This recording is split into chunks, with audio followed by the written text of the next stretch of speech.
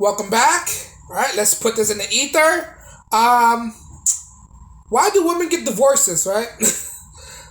Why do women get divorces? Because in their mind, they think that the grass is always greener on the other side because they're hearing word of mouth from other women or watch movies, or in their mind, they think the life is a fantasy, right? They think the grass is greener on the other side, and what does that do? It leads them to divorce their happily marriage with kids with a husband, right? Thinking they have better option out there, and then divorce at a later age in their life when they're already used and abused by their husbands, and they have kids, thinking that they have a shot with a high value male or a stronger male figure in their life, and they're living in this false reality, these pipe dreams, right? They think this, and this is the case. And then when they come to the realization that it's not always greener on the other side, become disappointed and realize it's harder than it is to compete with younger women, right? When you divorce your husband at the age of 40, right, women, when you do that, you're putting yourself back in the market. What does that do? You're competing with younger players. This is what it's like.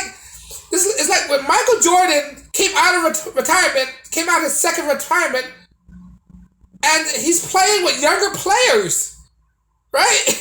And he's not on the same stamina as he was in his prime, right? And he's not on the same team. Now he have more competitions.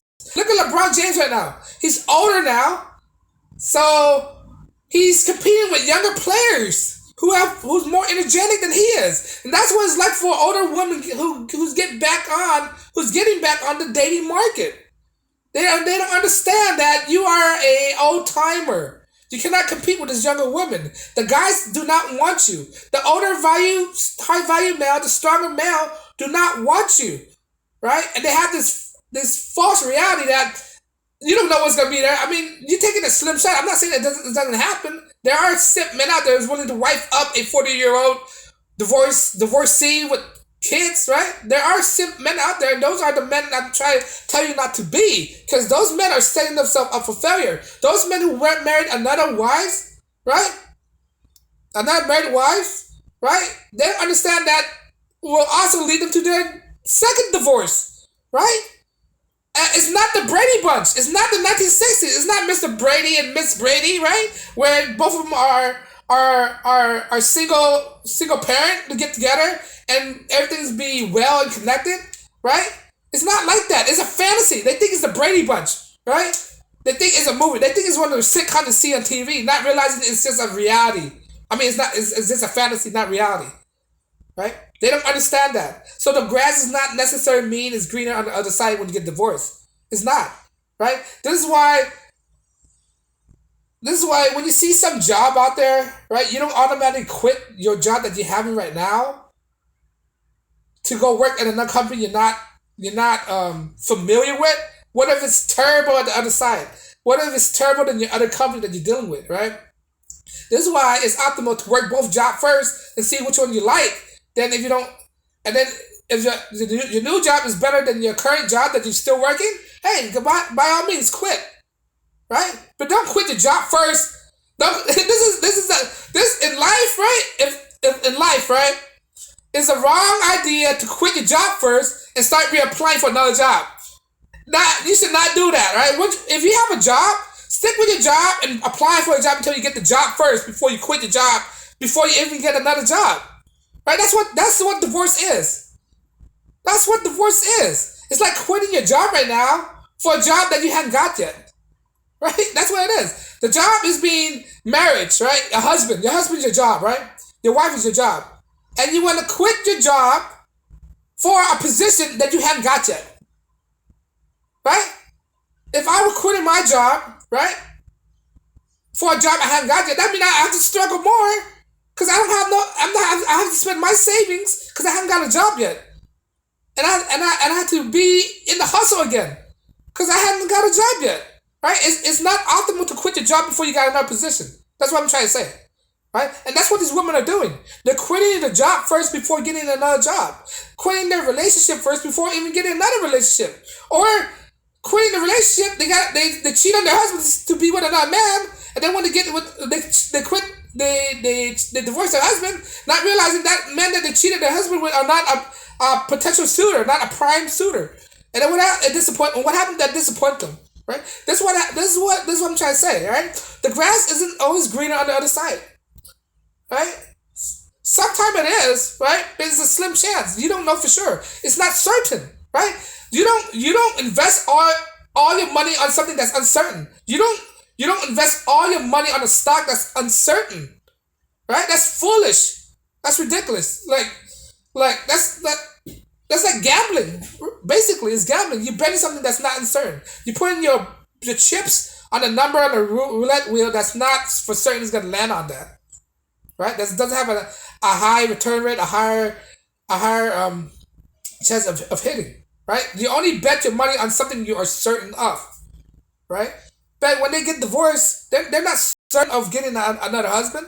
They think they are getting one, right? But they already have a good gig. They already have a husband. They already have something that a lot of women are competing to get, right? And then when they have that husband, they don't want it no more, and not realizing that she have a good thing going because all the women out there in the market, what are they pursuing? They're pursuing to be in a relationship. A lot of women would die to be in a relationship with a man, right? And what these married women do, they divorce what women are dying for, what women are seeking for. You already got a good gig with your husband. Why are you divorcing your husband for? Right? What? Because he don't excite you no more? Marriage is not all about excitement, right? Marriage is not fun and games all the time. There are downside and upside in marriages, right? You have to work with each other. You have to come together and find a solution for each other, right? For some reason, they're not willing to do that. They're not willing to find solution for their problems. Marriage is a roller coaster. It goes ups and downs. They don't understand that. They think it's all happy, fun and games all the time, which is totally fictional, right? It's not that. Don't get fooled by these TVs, books, media, videos, right? All these stuff telling you that marriage is a fun ride. No, marriage is not a fun ride. There's ups and downs in marriages, right? And by you saying I do, you agree to be in that situation. Why do you think they say till death do us part, to thick and thin, right? They say that in the vows. When you go to a marriage, they say all that stuff. To thick and thin, I solemnly swear to take this person as my wife. To thick and thin, heavy rain, rain and snow, right? They already been warned about what comes in marriage. They already been warned, right? And now they don't like it. They think it's green. The grass is greener on the side because they've seen some other people have a better relationship with you. No, because people are in a better relationship, that doesn't mean they're envious of other people's relationship, not understanding that those other people have complex relationship as yours as well. Every relationship is complex. Every marriage is complex. You just can't think just because one marriage look all Winn-Dixie, fun and games, right? That they don't have their problem as well. For instance, if I was married, my marriage would be different from my friend marriage.